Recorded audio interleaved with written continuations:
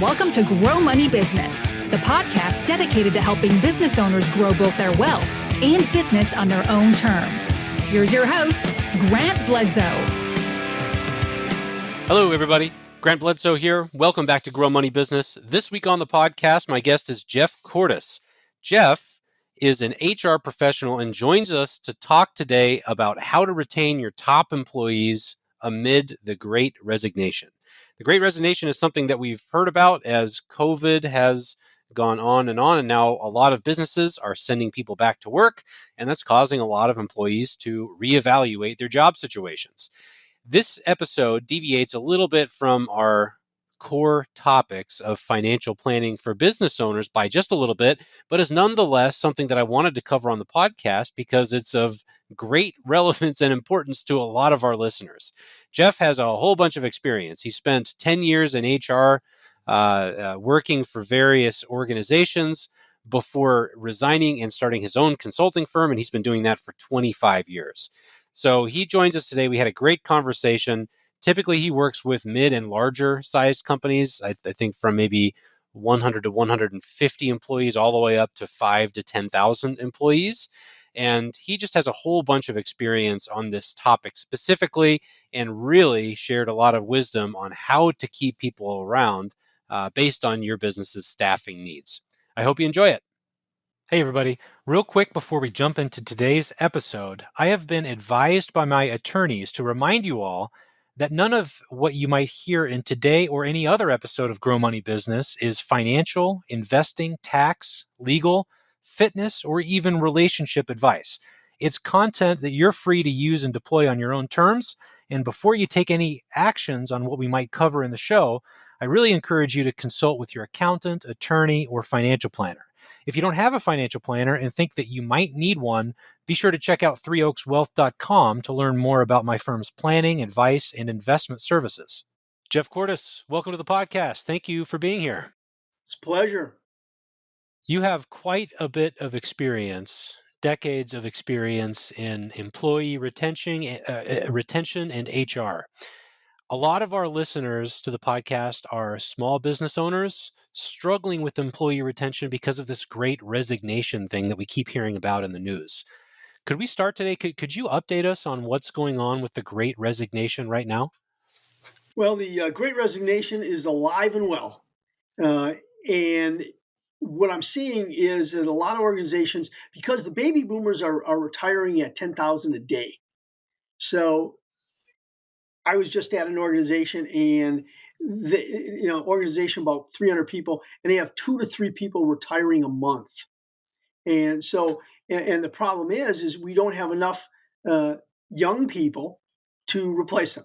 And so a lot of organizations might notice that they're losing people. They're not hemorrhaging people, but they're losing people. But it just keeps happening gradually, and it eats away at their organization. And it's not going away. I hate to say that. Employee retention, the issues surrounding it are going to be here for the next decade.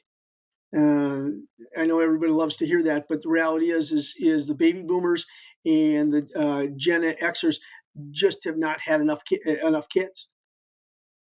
God, now that the way that you describe it is very interesting because it's not what I hear about in the news and media. So what you're saying is that the working population is starting to age out mostly because they're reaching retirement age. What I keep hearing about is workers of all ages are changing jobs. Wages are going up. Maybe they have another opportunity elsewhere, more work from home opportunities to where they don't have to schlep into the office and traffic and those kinds of things. And what I hear you saying is it's more demographics where people are aging out and we don't have the younger workforce trained up and ready to replace them. Right. And what it boiled down to is I was talking about this in 2009 because you looked at the demographics. The demographics were there and indicated this would have happened no matter what. The pandemic just accelerated it. It did change some people's mindset where, well, there is a lot of baby boomers, health issues, those sorts of things. They bailed early. I know people that have bailed out early. And then other people, if their organization has not adapted or they started with a very virtual model when the pandemic was first announced in 2020. Um, they've gotten used to working at home, and they'd like to work at home more. And their organization insisted that they come back full time into the office. And so you combine those factors. Um, that's what's generating, I'll say, the acceleration in the resignation. Interesting. Is how big of an impact is younger workers who are not close to retirement age finding a different opportunity and just shifting jobs within an industry? How big of an impact is that? Is that totally misrepresented in the No, news? no, it's that's reality. I mean, my clients, most of my clients that I work with, they're not having the retention issues. We've solved those, but they're running anywhere from 15 to 25% short in their frontline workers. They just can't find the people, and what happens is people resign. And they'll resign for a variety of reasons because you have normal turnover anyway in an organization. We had turnover before this, but now there's just been more focus on it. Hmm. Interesting. So you've been in the game for quite a while. If you have an aging workforce starting to age out and maybe take an early retirement as opposed to getting back into the office, how do you keep those people engaged? How do you keep them on your staff? Uh, Young people or the older people? I want to make sure I understand the Let's question start. Let's start correctly. with the older people. I'm going to ask you about younger people who are not approaching retirement age next. Yeah, I think with older people, and I see, my neighbors, my spouse, uh, they oftentimes, now we talk about inclusion, but as the younger workforces come in, and you've got a lot of young people, older workforce, they're not in the cliques so much. They're kind of, because they're the only older person, or there's only a couple of them, and so they're not. Uh, in a lot of cases, they don't feel welcome, even if they've been there a while. Uh, and I think the other thing is just being flexible, particularly with older workers. If you can be flexible, and maybe they're thinking about quitting, and you have a good enough relationship with them, and they come in and say, "Hey, can we do something part time?" You still got employers out there that say, "No, absolutely not." Whereas I've got a client down in Chicago, and they had a guy that he wanted to retire, but he works 20 hours a week for them, and that's sufficient. He's filling a valuable role, and it works for them. So there's some accommodation, and you got to get creative. You really have to get creative and think out of the box and Hmm. listen to your people. Yeah, yeah.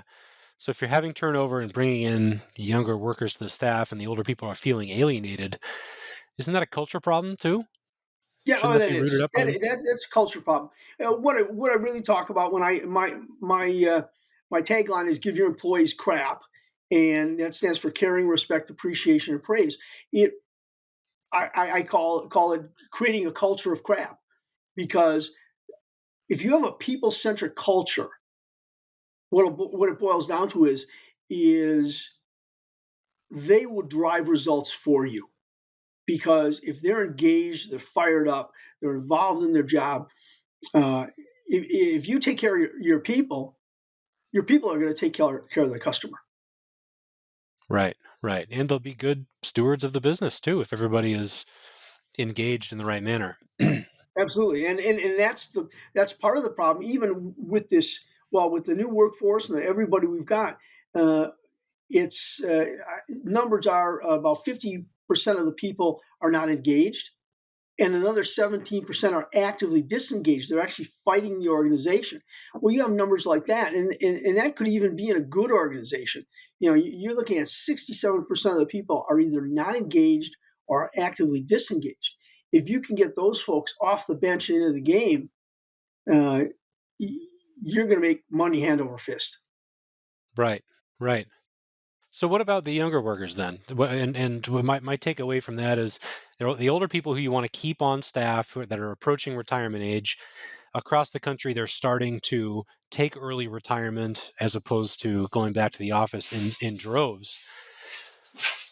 You can keep them on staff by being creative about working, protocols and so forth, arrangements. What about the younger demographics? Well, for what it's worth, I'll say it. My clients don't have that issue because they provide growth opportunities, and that's not necessarily giving them a promotion. Say you've got a young person who, in the average organization, might stay 2 years. Well, they have them leading project teams. They have them leading meetings. They mentor those people to help them grow. And as a result, because growth is one of the most important things to young people, because they realize they have to stay viable and grow their skills if they don't want to become obsolete. And so, if you're helping to grow them, you're mentoring them, and they're getting that experience that they want, they'll stick around. And if they would quit in 2 years and you can keep them for 5, you've got a tremendous competitive advantage. But a lot of employees that I work with, young people, they like the organization because culture, respectful cultures, and those sorts of things, and they just stick around because not everybody wants to become the vice president of human resources. They're happy doing what they're doing, and they want a good place to work. They want good teammates, and if they have that, they'll stay. Right, In my right. opinion, I guess, Grant, the thing I always tell people is, and this started back in the late 70s, early 80s, is when all the layoffs started to happen, and now you hear about the fact that people are no longer loyal. Employees are barraged from every side that you're not loyal. That's what they're told. So it's almost like it's in their mind.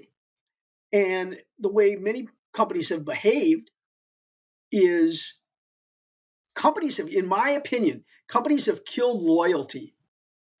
It's not that people have become less loyal. People want to be loyal. They're just looking for organizations that will provide that culture that values them and is people centric. So give us an example then. How have companies killed loyalty? Well, and I because I experienced this, what happened is, anytime the economy hit a dip, they downsize instead of saying, "Look, this is going to be a period of, maybe it might be a year. We're going to hang on to people. We're going to hang on to people," and as a result, sends the message that you're not valued. Because as soon as things get tough, you're gone. And I think that's a big factor. The other thing is a lot of organizations do not communicate properly. They don't they don't get people involved in the business, because the more you communicate with people about the business and how their behaviors impact the business, all of a sudden they become a part of the organization. They don't just feel like they're a cog in the wheel. They feel like what they do matters. And that's important, particularly to young people. They want to know how their job matters and how what the organization does matters. Yeah, yeah. So, so what kind of businesses do you work with then? What industries are we talking about? What sizes? What are the what does the demographic look like, and what are the typical challenges? Well, the typical demographic is what I described. Uh, Baby boomers retiring, a group of Gen Xers in there that's tends to be a relatively small group, and then uh, a lot of people that are under 37 years of age. Many of the organizations I work with, 50% of the workforce already is under the age of 37. And they're saying that by 2025, 75% of the workforce is going to be under 37. Hmm. So How you've many? got Like, this what size of companies though? How much? How many employees? Any common size of industries? employee. I've worked with organizations anywhere from 150 to, actually, I'm working with an organization right now, 80 employees, on up to 6,000. And industries tend to be manufacturing, construction, meat processing, hotels, pretty much everything. And I've done work in high tech and hospitals. Tend not to do as much of that because my roots are from the manufacturing, the construction. That's where I spent the bulk of my career as an HR leader. Gotcha. Okay. So if this company approaches you with 80 employees that you're working with now, they say, "Hey, we have all this employee turnover. We're having a hard time retaining our staff. We have talented people that we want to keep walking out the door." Where do you start? What do you do first to diagnose the issue? Well, I have I actually have built a process around my workshops that I do with organizations, and that starts with I've developed a culture audit, culture slash retention audit that they fill out themselves. It takes about an hour, and as soon as they fill that out, they get a real eye opener, and they say, "Wow, we didn't realize we had these gaps in these areas." And then I find out. Well, I ask them, what are your numbers? What do your turnover numbers look like? Because oftentimes, what I'll find is organizations don't even know their turnover numbers. I mean, they know that they're having issues, but then when I talk with them, I find out that it's not a key topic in the C-suite in the organization. They don't even know. They don't hold people accountable for turnover in their departments and those sorts of things. So it's that awareness that I get at, and I can pretty much tell where the issues are. And then I work with whoever. Usually, it's the HR leader, and might be some other senior level person in the organization, and we talk about those things, determine what's what are the elements that we put in a workshop, and then we conduct workshops. We start to get people involved, even supervisors and managers, because oftentimes they're not involved in the problem. Well, you go to them, and they oftentimes realize, well, here's part of the problem. Sometimes they can be part of the problem, but oftentimes, they realize we need to be doing these things differently. Gather this input, gather this data, and it creates a basis to begin working on what are you going to do after the workshops to drive it forward. And then I do regular traction calls with them. Gotcha. Okay. Because go ahead. So I would suspect that for companies of that size, 150 to a couple thousand, there are probably a lot of circumstances. I've not run a business of that size personally. I would suspect that when you're running that size of organization, there's a lot of circumstances where things aren't going quite right. Something just doesn't feel right. That's Mhm. dragging performance back, and you can't quite put your finger on what the issue is. What does when you have employee retention problems? I mean, if you're a small organization and people are always leaving, that's pretty easy to see. In a large organization, that could be a little tougher if you're not tracking it. What if you're running an organization of that size? What does it smell like when you have undiagnosed or misdiagnosed employee retention problems? Um, People aren't happy. I mean, and I hate to say it, I can walk through a facility, and be it the factory floor or the office cubes or whatever, and just based on the way people greet me, or do they say hello? Do they say good morning? I can, uh, I call it. I can smell the stench of decay as I'm walking through. You can just at least I can just feel it. Something's wrong, or maybe they do let's say an engagement study, and oftentimes what happens is they get all this great input, and then they do nothing. And I'll ask, well, what did you do in regards to this point? Well, we're working on it or whatever. Well, bottom line is, all that does is anger employees, because the employees say, "Hey, we know we told them." They didn't even listen. Are they clueless or don't they care? That's kind of the attitude of people. But it's not hard to diagnose. I hate to say it. That's why I use the audit, and you wander through a facility and talk to people. I mean, I worked with one client.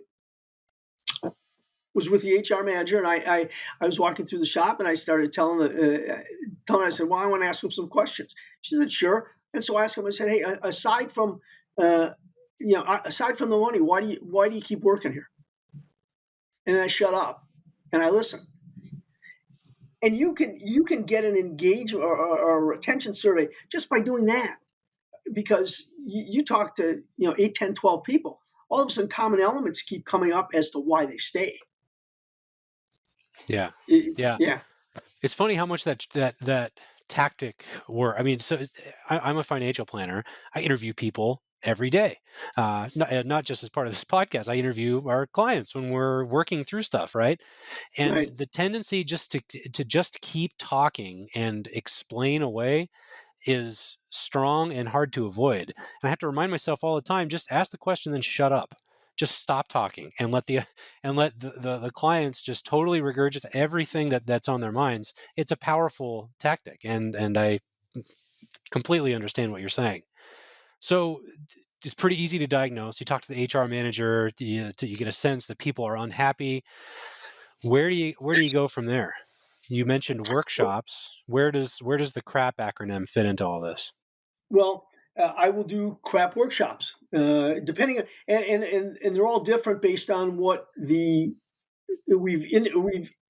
found are indicators of where problems are, and we talk about, because caring, respect, appreciation, and praise, the CRAP, is the linchpin. There's money, there's money, there's a variety of other things that are involved, which is in my book, which is Give Your Employees CRAP and 7 Other Secrets to Employee Retention. And but if you're not giving your employees crap, you're not going to keep them. You can miss some things with the other elements, but if you aren't giving them caring, respect, appreciation, and praise, you will not keep people. And so we emphasize that. We get input from a group where a group of people in the workshop, they're being educated, but we're also drawing them out and asking for their opinions. And then we use that to set up, do we start certain task forces, small working groups to start working on, and an example would be communication. Because I find communication tends to be lacking in every organization, where you get these inputs, and then you might say, and because you got your people involved, the initiative isn't just saddled on the HR leader, because they've contributed. And then the HR leader, in most cases, folks I work with, they say, hey, who wants to work with me to help solve these problems that you noticed? So they're already involved, and then they take it from there. And there might be multiple task forces, but it's a multi-pronged assault on the problem. And it's just I'm actually in the process of developing an app. I started another business where we're going to be. It's designed to survey people and get the pulse of the organization very quickly, and it covers kind of the key elements of CRAP, and then we can tell pretty much with a 12 question survey where people have issues, where the organization has issues. And then it's designed to probe further. We've got a virtual suggestion box. We've got the ability to drive communication with videos to employees, all these things, because as much as we do the in-person thing, what we like to do is we see that technology can really add to that. So, our motto is driving retention with technology. And we're in the beta phase with the app, and our goal is to start, hopefully within the next 6 to 9 months, doing a nationwide rollout. That's very cool. It's one of those things where we said, how can we use technology and not have be help people and not have it be extremely people intensive. Yeah, because you need that feedback loop on an ongoing basis. How in smaller organizations, in my office, for example, we're not a large organization. We have a couple employees and myself, and that feedback loop happens all the time because it's a small group. We can have direct feedback and just talk about stuff. You need a more formal program in larger organizations. And when you do that, how frequently would you suggest that you're polling the audience and taking the pulse of employee contentment? We recommend every 90 days, which is the goal with the app. Because Mhm. again, it's 12 questions. I'll say it. It's quick. It's easy. Get an indicator. Then you can focus on the area where you have an issue, and repoll your people in 90 days to see if the needle is moved. Gotcha. So it gives you a nice barometer for improvement too. Of Right. course. Yeah. Okay. So how'd you get into HR? You've been doing this for what, 25 years or so? Where did you start?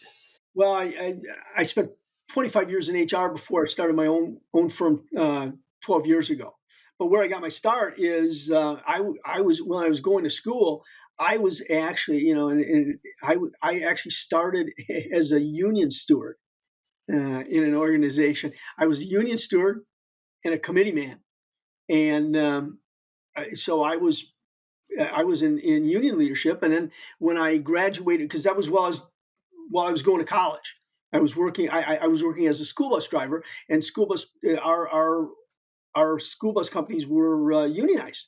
So I learned my HR, my labor relations from the other side of the table. And then when I graduated, I landed a job in a small family-run die caster, and just continued on through there and worked in several organizations where I learned talent acquisition and a lot of HR.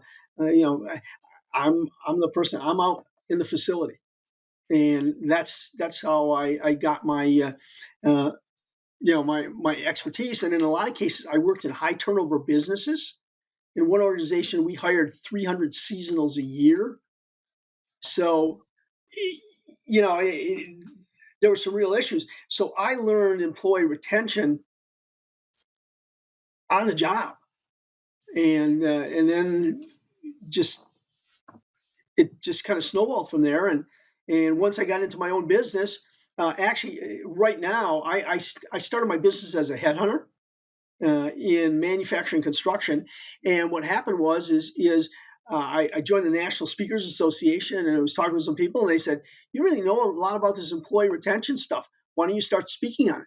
And I did. And now 8 years later, I'm doing this as well as my headhunting, because I tell people, who better to tell you how to retain your people than somebody who steals talent for a living? Right.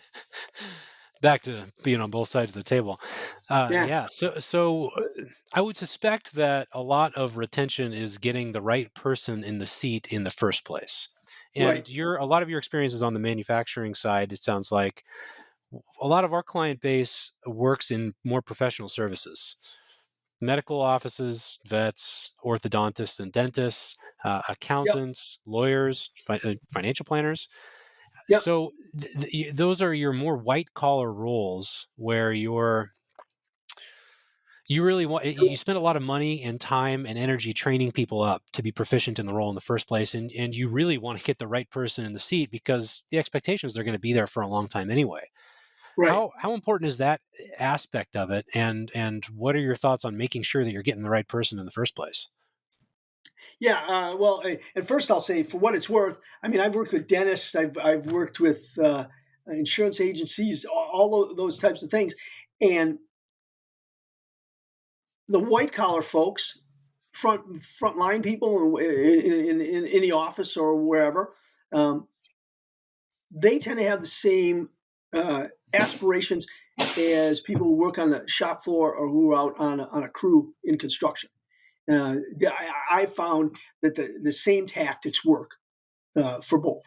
But I tell people when I do a program called "Give Your Employees Crap and 7 Other Secrets to Employee Retention," and the first secret I talk about is hiring for fit. Matter of fact, I tell people, don't be a twit, hire for fit, uh, because 50% of a person's success on the job is fit. And so I'm a huge advocate of one, having your interviewers well trained. And then I go into most organizations and I ask, even when I do HR groups, ask them, how many of you have gone through formal interview training? Maybe 15%. So I say, well, then where do you learn? Well, from my boss or just on the job. Well, that's not the best way to work. You have to have an underpinning, and then you refine it when you start to do it. So a good, robust interview process. But then I'm also a huge advocate of psychometric testing instruments, personality assessments, type of things. But because all my clients that I do search work for in my search firm, they all use psychometric testing instruments. And I advocate that because uh, I want the best possible fit for my client, because if the person fits, they're going to be successful. And when they're successful, they get promoted. And then the clients call me back and say, hey, we need somebody like Jody. Find somebody like her again. In that, so hiring for Yeah. fit. And the other thing is these instruments have gotten so sophisticated. They will actually give you guidance as to what's the best way this person learns. What are some tips to managing this type of person with their personality? And I tell people, if you're not using personality assessments, you are truly making a mistake. It's like getting an owner's manual on somebody.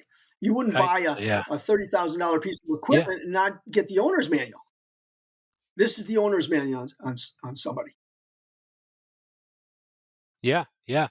Wholeheartedly concur with what you said. And again, we don't have a whole lot of hiring needs in my business personally, but we definitely depend on psychometric testing. And one thing I've heard in the past is that if you're not using it, you're basically committing an unforced error. You're taking risk unnecessarily, because if you're hiring people to put teams together, you want their personalities to mesh. You want one person who's good at, these types of things, but not so good at those types of things. You want the other person to complement that, just based on their genetics and their brain and how they think about things naturally.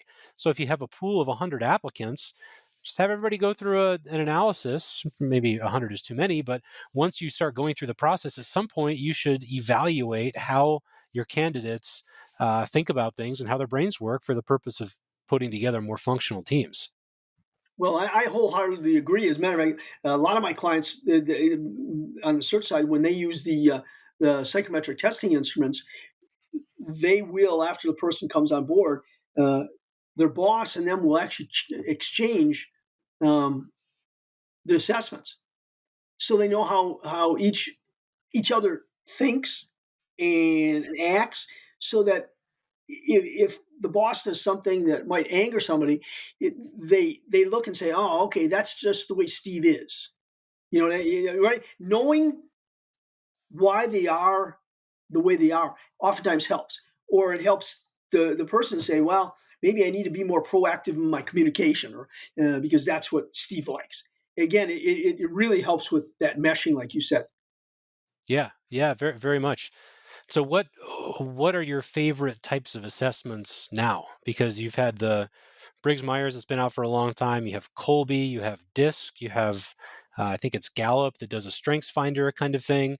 Ray Dalio is someone I'm a fan of that has just created I think he calls it principles or something like that. He has his own type of evaluation. What do you suggest? I well, again, my clients, about 90% of them use an instrument called the profile. But it doesn't, again, everybody has to pick one that they feel works for their business. That's the key. And and in my case, when I've got people who want to use them, I've got a colleague of mine that's all he does. He knows these assessment instruments inside and out, and so I say, well, his name is Jeff. I say, give Jeff a call. You pick what you want to pick. I have my preference, but my preference doesn't matter. You have to find something you're comfortable with. It might be ease of use, just different components that they measure, whatever it is. Again, it's pretty scientific, and so I know what I don't know, so I always tell them, call my buddy Jeff. Yeah, It's yeah. Delegate. I like it. I like Yeah, it. absolutely. So Another thing I wanted to ask you about is there's a lot of discussion right now over the future of work, right? We have people, especially in the white collar type jobs, who've been able to work from home for a long time. A lot of times they don't want to go back to work now. A lot of roles are offering more flexibility and kind of a hybrid model where sometimes you come into the office, sometimes you work from home. Could be based on the workplace calendar or your own discretion or some combination of the two. If you're in manufacturing where you have to go to a factory to make widgets, that's one thing. But it seems to me that we've crossed over the threshold and now understand that teams can still work together on a remote basis indefinitely, and that's really kind of changed the landscape for how businesses are thinking about office space and staffing needs and all of the above. What are your thoughts on that whole progression, and where does the future of where work happens change from here? Well, I like it because what I found, again, when I was doing my search work, uh, pre-pandemic, is a lot of businesses said, "Well, we can't do that. It won't work. Whatever." Well, it's amazing all the things we found that have worked. Necessity is the mother of invention, right? And all of a sudden, that necessity was there, and they saw, well, this actually does this. This actually it can work, and it can work successfully. And so, I guess where I see the future of work, and again, all my clients, they have white collar people, and all their white collar people are saying, "Well, can I work out of the house?" Work out of the house. I'm seeing most folks I work are doing a blended model, some virtual, and they work it out with the people, and some virtual, and the other, maybe one day a week in the office. Again, and then they specifically say this one day a week in the office, these are the activities we're going to engage in when you've got everybody there. And they usually pick it so everybody is there in the office, because what my clients have found is that they start to see their culture deteriorate because their people weren't getting together personally. Right, Now, right, and that even was with my teams biggest and other concern things. too. Is if everybody's working it remotely, it's really hard to maintain relationships between one another and general culture. So if you have most of your staff working from home 4 days a week and one day a week they come into the office, and you arrange the schedule so that on that one day you're doing the most important stuff that needs to happen together, you still have 4 other days where they're working from home. How do you Right. maintain and build culture when everybody is spending 20% of their working hours together and 80% of them apart?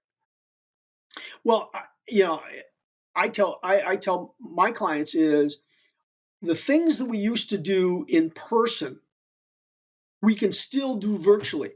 But what I found during the pandemic is we stopped doing those things that we used to do in person that we can still do in a virtual version.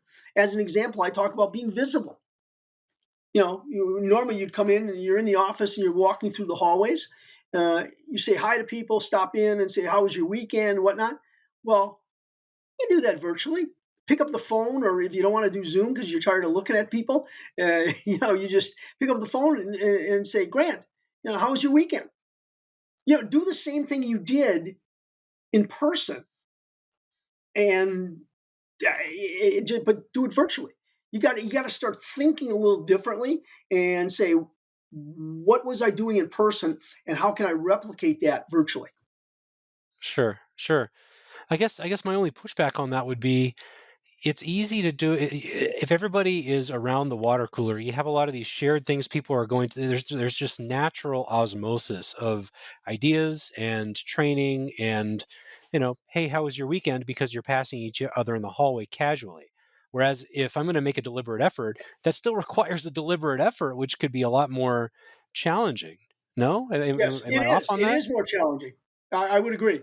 The other thing and I've got one organization I work with.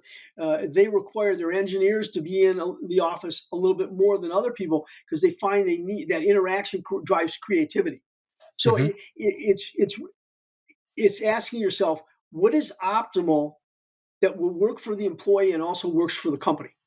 And in some cases, the employer said, "Look, we can't have people we can't have people working virtually.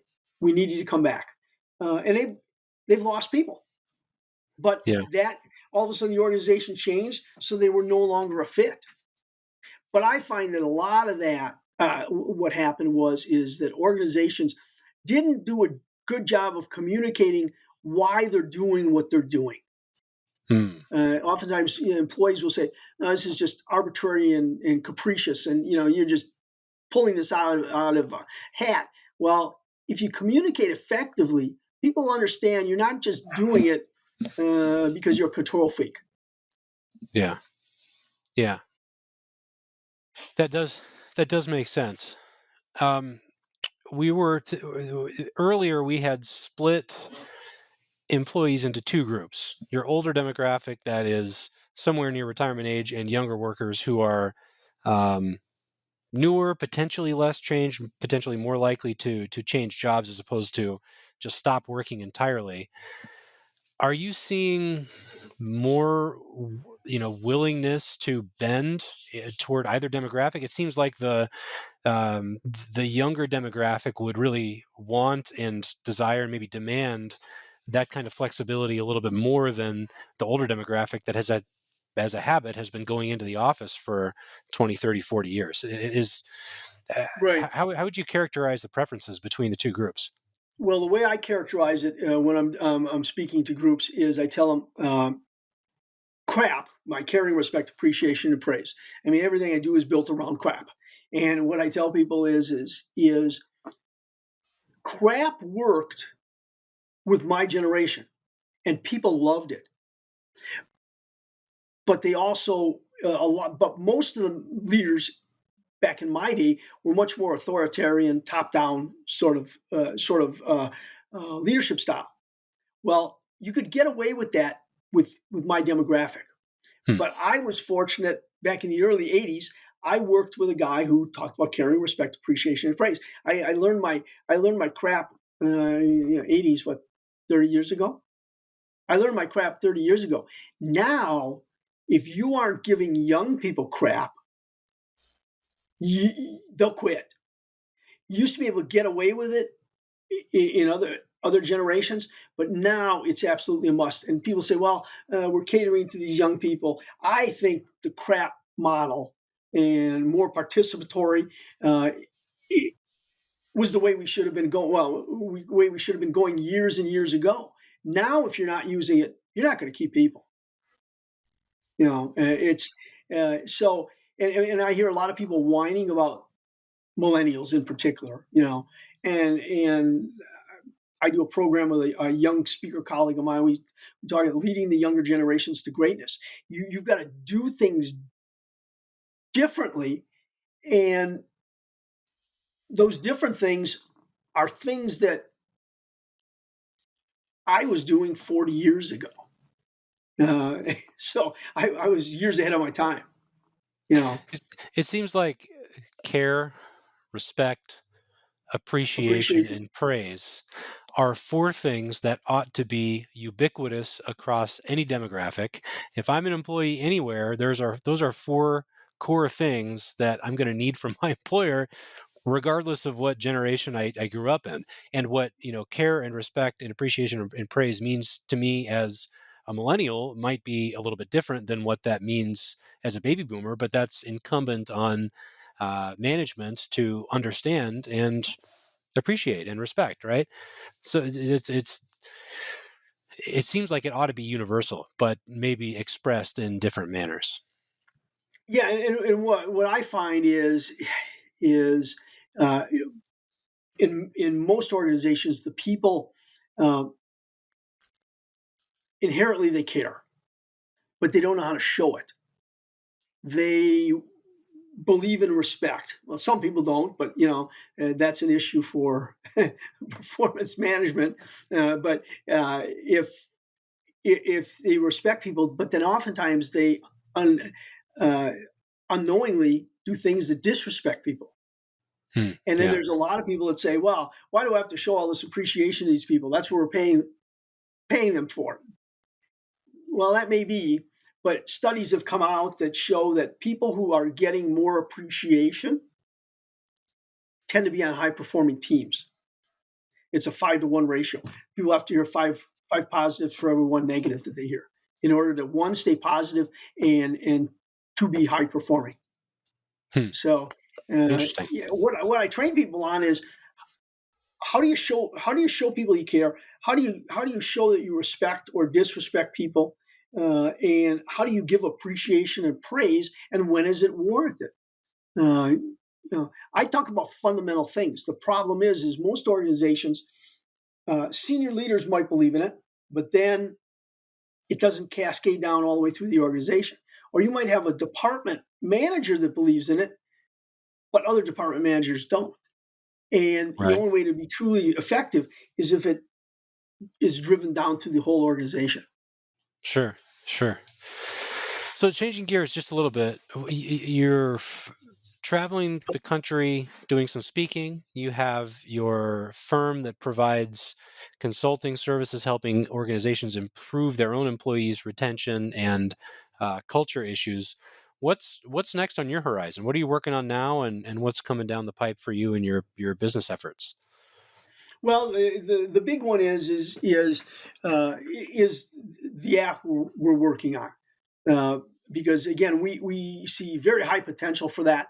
As a matter of fact, it's the app, and hence you'll tell by the name you'll know what the goal is. It's called Worker Poll. And because it's how do you poll your workers, and we just see unlimited potential there, and the ability to touch more organizations because I can only do so much to replicate myself. Whereas if we're using technology, um, that's a way for us to scale up. So that's going to be the biggest challenge, and the biggest challenge right now for me is my travel schedule has been brutal because I've been on the road. I was on the road. Give you an idea. This is my first week in the office. I was on the road. I did 12 events in 5 weeks. Whew. And these events are how long each? Well, the event usually anywhere from could be. I had one where they they brought me down to Orlando, and then they cut my they cut my time. They said, "Wow, we're tight on the schedule." I was supposed to speak for an hour and a half. I spoke for 45 minutes. Oh man. Yeah, and so the travel is the toughest part because I mean I've been in Anchorage, I've been in South Dakota, I've been in Orlando, I've been in New Orleans, and you know, uh, but I use technology in order to be able to work when I'm on the road. I actually do the stuff I talk about. So Well, as someone who grew up in Anchorage, Alaska, I can advise you to book your next speaking trip up there in June or July and not in February or March next time. well, I went in I'm January. sure you figured all this out already. Yeah, no, but I didn't find it as difficult to adapt. Because at one point in my career, I lived in North Dakota, so right near the Canadian border. So what happens is I was used to the no light when you wake up, no light when you get out of work. So Hmm. and maybe that's why I adapted so well. But yeah, it would have been nicer. I've done a cruise up there during the summer. That was nice. Yeah. Cruise is a good way to So do it. You see a lot of the state in a yeah, short period of time, which is pretty cool.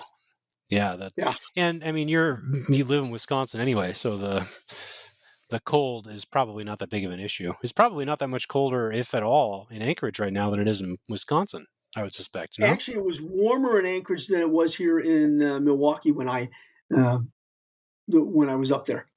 Wow, interesting, interesting. Well, what have we missed? We've got a bunch of business owners that listen to the podcast. If they need help with their HR stuff, with their own employee retention, can they book you to come speak? Do you have a website? Where can we send them? Absolutely. If you want to see more about me, see some videos of me speaking, so you can say, okay, yeah, I like this guy, or boy, I wouldn't want him in my organization at all. But it's Jeff Kortes, Kortes.com.